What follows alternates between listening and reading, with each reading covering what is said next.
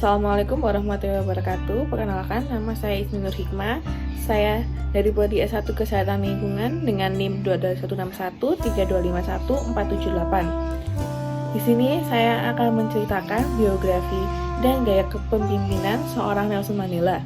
Nelson Rolihlahla Mandela atau yang lebih dikenal dengan Nelson Mandela lahir pada 18 Juli 1918 di desa Mweso, Afrika Selatan.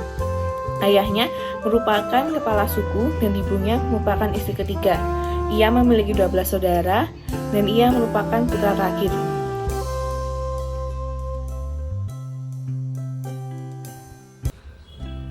Nelson pernah dipenjara berkali-kali dikarenakan sering melancarkan aksi protes terhadap sistem apartheid. Dia mendekam di penjara kurang lebih selama 27 tahun dan dibebaskan pada 11 Februari 1990. Pemilu demokratis yang diselenggarakan pada 27 April 1994 menetapkan Nelson Mandela sebagai presiden kulit hitam pertama di Afrika Selatan. Dalam menjalankan pemerintahannya, fokus utama Nelson Mandela adalah menjalankan transisi dari politik apartheid menjadi pemerintahan yang berpihak pada penduduk kulit hitam. Salah satunya dengan memanfaatkan ajang olahraga guna membangun hubungan yang sehat antara orang-orang kulit hitam dan putih.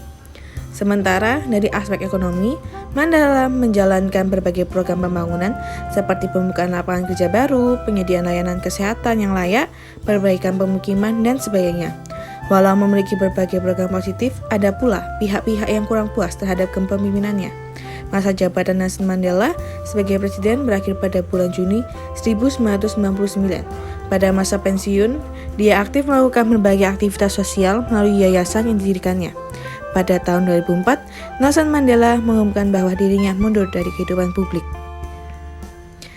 Tak banyak yang mengetahui kehidupan sehari-hari maupun kondisi Mandela setelah dia mengundurkan diri dari publik. Terakhir, dia muncul di hadapan publik pada tahun 2010 saat penyelenggaraan Piala Dunia di Afrika Selatan. Pada tanggal 5 Desember 2013, 3 tahun berselang, Nelson Mandela meninggal dunia. Meskipun ada berbagai gaya kepemimpinan yang digambarkan Mandela selama tahun-tahun kepemimpinannya, hanya satu gaya kepemimpinan yang menonjol. Gaya kepemimpinan yang biasa diterapkan Mandela adalah demokratis. Mandela menggambarkan berbagai segi gaya kepemimpinan demokratis. Demokrasi adalah pemerintahan rakyat, oleh rakyat, dan untuk rakyat. Nelson Mandela menggambarkan berbagai kualitas gaya kepemimpinan demokratis.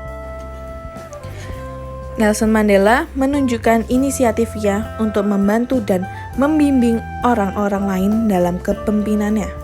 Misalnya, meskipun Mandela dikeluarkan dari universitas, dia dapat membantu sesama penduduk asli Afrika di Universitas Port Hare sejak administrasi universitas. Kemudian, mulai mencalonkan orang Afrika sebagai perwakilan mahasiswa.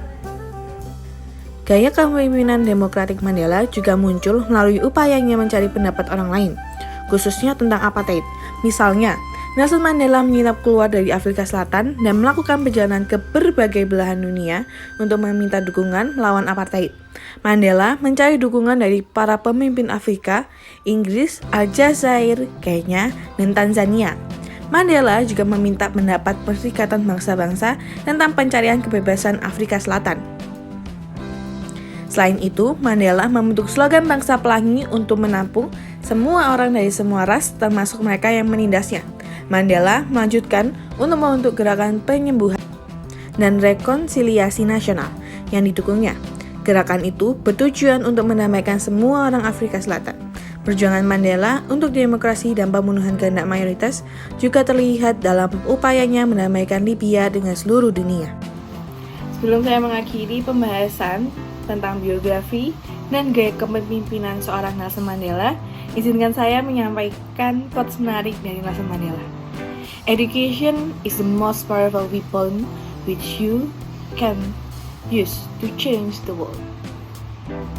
Pendidikan adalah senjata terampuh untuk digunakan untuk mengubah dunia. Terima kasih. Wassalamualaikum warahmatullahi wabarakatuh. Bye-bye.